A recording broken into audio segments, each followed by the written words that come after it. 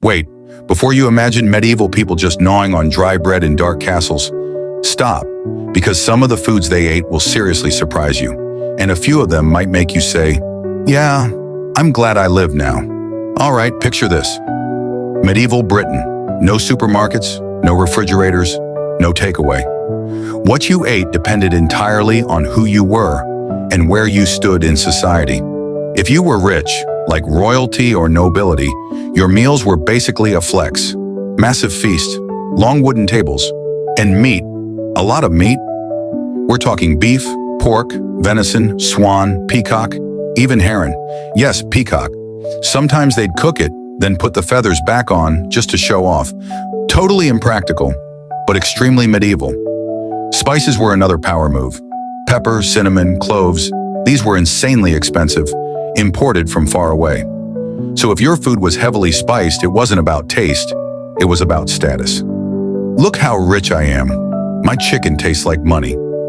Now let's jump to the average person, the peasants.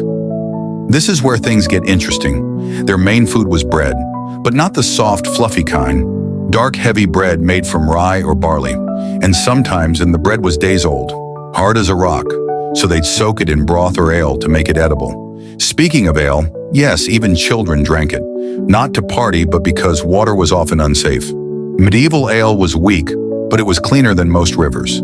So breakfast ale? Totally normal. Vegetables were basic but important. Cabbage, onions, leeks, peas. And here's the surprise. Meat wasn't actually common for peasants. It was expensive. Instead, they relied on pottage, which was basically a thick soup made from whatever was available. Vegetables, grains, maybe a bit of meat if you were lucky. Now brace yourself for this one.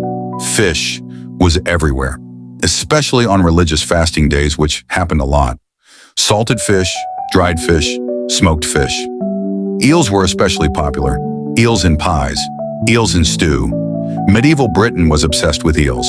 And dessert? No sugar like today. Honey was king. Fruit pies, dried apples, berries. Sweet but subtle.